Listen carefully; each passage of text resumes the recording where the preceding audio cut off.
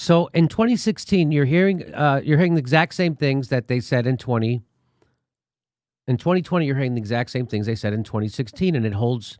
And so it's just amazing to me. All my old friends in Hollywood, a lot of them, in comedy, a lot of them, not all of them, a lot of them, though, most of them, certainly lots of the most successful ones, have no idea how we got Trump. And they're just upset about the symptom, which is Trump. And so I'm upset about the problem, the cause of Trump. And that's what we keep focused on here. And the cause of that is that we don't have an opposition party in America. And starting with Bill Clinton in the 90s, they got in bed with the Koch brothers, Wall Street, the military-industrial complex, big pharma, health insurance, and fossil fuel companies. They became Republicans. And so Bill Clinton, anyway. So I don't have to. Do I have to tell you that the reason why prisons are full of black and brown people is because of Joe Biden? Do I have to tell you that he bragged that everything in the crime bill they do everything except hang people for jaywalking? He bragged about it. Do I have to tell you Barack Obama kicked everybody out of their house when the banks crashed? And so I don't have to tell you. Do I? Do I have to tell you he took us from 2 wars to 7, made the banks bigger? Do I have to tell you all that stuff? So you know all that, and the thing and people aren't really upset at Trump's policies. A lot of the blue check people on the social media, and how they're not upset at Trump's policies because the policy they always talk about is the cages. You're going to put immigrant kids in cages, which Barack Obama started that. So they're not even they're just triggered. Anyway. So I've said this, that they don't really have any problems that government can solve, and if you keep doing this over and over, you're going to get a worse Trump. Well, here's Chris Hedges to tell you this. This is what he said 4 effing years ago, and here we are in the exact same place, maybe a little worse. Well, reducing the election to personalities is kind of infantile at this point. The fact is we live in a system that Sheldon Wolin calls inverted totalitarianism. It's a system where corporate power has seized all of the levers of control. There is no way to vote against the interests of Goldman Sachs or ExxonMobil or Raytheon. We've lost our privacy. We've seen under Obama an assault against civil liberties that has outstripped what George W. Bush carried out. We've seen the executive branch misinterpret the 2001 authorization to use military force act as giving itself the right to assassinate American citizens, including children. I speak of Anwar al-Awlaki's 16-year-old son. We have bailed out the banks, pushed through programs of austerity. This has been a bipartisan effort because they've both been captured by corporate power. We have undergone what John Ralston Saul correctly calls a corporate coup d'etat in slow motion, and it's over. I just came back from Poland, which is a kind of case study of how neoliberal poison destroys a society and creates figures like Trump. Poland has gone, I think we can argue, into a neo-fascism. First, it dislocated the working class, deindustrialized the country. Then, in the name of austerity, it destroyed public institutions, education, public broadcasting, and then it poisoned the political system. And we are now watching in Poland them create a 30 to 40,000 armed militia. They have an army. The parliament, nothing works. And I think that this political system in the United States has seized up in exactly the same form. So is Trump a repugnant personality? Yes, although I would argue that in terms of megalomania and narcissism, Hillary Clinton is not far behind. But the point is we've got to break away from, which is exactly the narrative they want us to focus on. We've got to break away from political personalities and understand and examine and critique the structures of power. And in fact, the Democratic Party, especially beginning under Bill Clinton, has carried water for corporate entities as assiduously as the Republican Party. This is something that Ralph Nader understood long before the rest of us. And stepped out very courageously in 2000. And I think we will look back on that period and find Ralph to be an amazingly prophetic figure. Nobody understands corporate power better than Ralph. And I think now people have caught up with Ralph. And this is, of course, why I support Dr. Stein and the Green Party. We have to remember that 10 years ago, Syriza, which controls the Greek government, was polling at exactly the same spot that the Green Party is polling now, about 4%. We've got to break out of this idea that we can create systematic change within a particular election cycle. We've got to be willing to step out into the political wilderness, perhaps for a decade.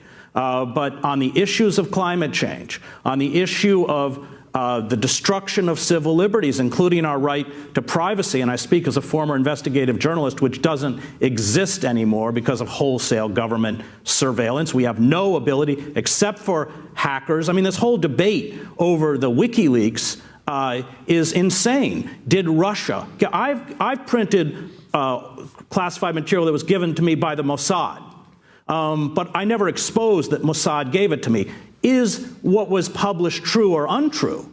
And the fact is, in those long emails, you should read them. They're appalling, including calling Dr. Cornel West trash. It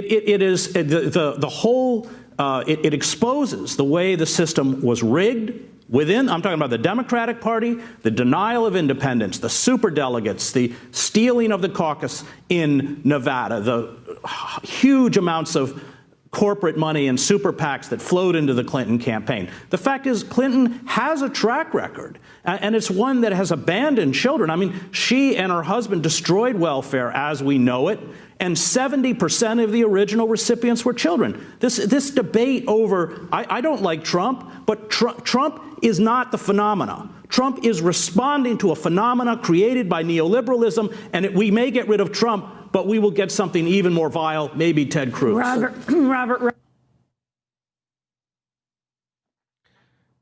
And so that's the thing that's so frustrating is people just can't understand that Trump is not the phenomena. He's responding to it.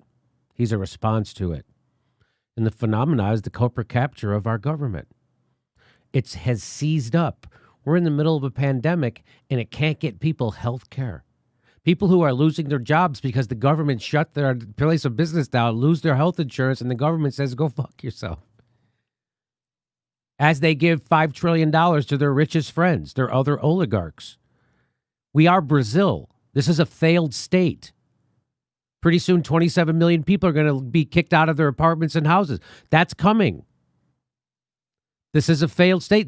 What do you think Barack Obama did the last time there was an economic downturn caused by Wall Street? He made sure they never missed their bonuses, made the banks bigger, and kicked 5.1 million families out of their houses. Not people, families. He didn't have a plan for them. In fact, it was criminal what was done to those people. I know lots of them. The mortgage services company lied to them, told them not to pay their mortgage, do all this because then we'll get you help. And what they were really doing was setting them up to foreclose on them because they would make more money if they foreclosed on their properties. And that's exactly what happened. And Barack Obama knew it. That wasn't a bug. That was a feature. And he's laying it out right there. It's over. Your democracy has already been taken from you.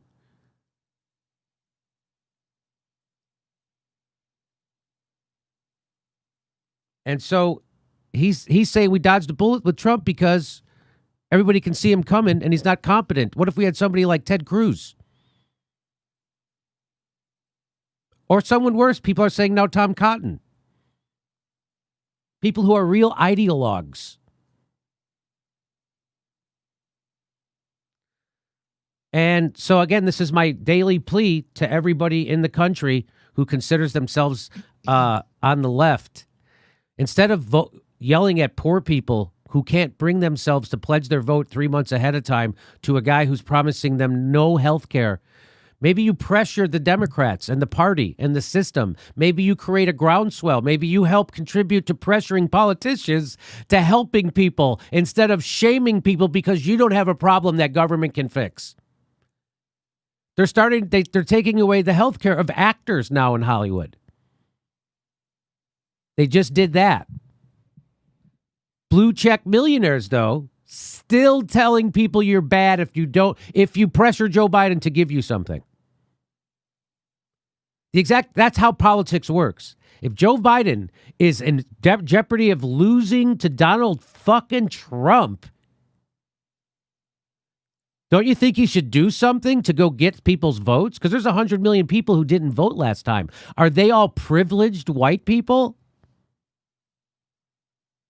Or are they people who've given up on the system already?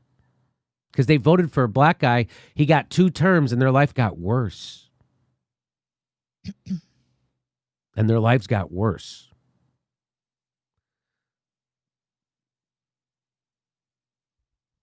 So we'll be playing more of that later on in the week. It's amazing. It's amazing, right? Kind of head snaps back. Government has seized up in America. It can no longer respond rationally to problems. This is not a rational response to a pandemic.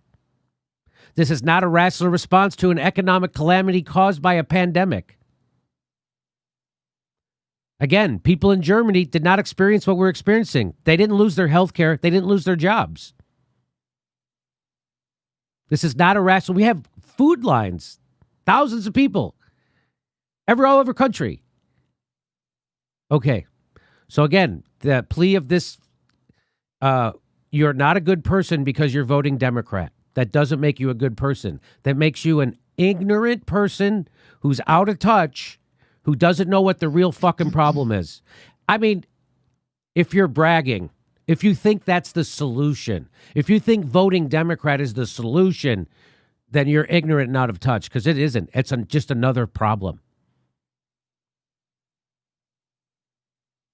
So pressure our politicians to actually give us something instead of keeping the threshold so low to earn your vote that it's just be slightly less shitty than that fucking other guy. Be slightly less of a fascist. Be slightly less of an imperialist. Be slightly less of an oligarch. Be slightly less of a authoritarian. Be just slightly less of all those things, or maybe just one of them.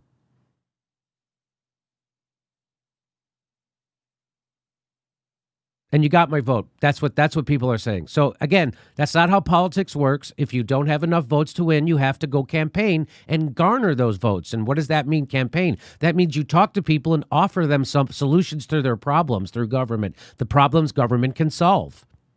And you offer them solutions. Joe Biden is not doing that. Ever since Hillary Clinton, the Democratic Party is owed your vote, because their opponents are so odious. Joe Biden has promised nothing will change, and he's promising not to give you health care for as far as the eye can see. He militarized those goddamn cops. He fucking got those prisons full to their guts with prison labor. He made us the largest penal colony in the world.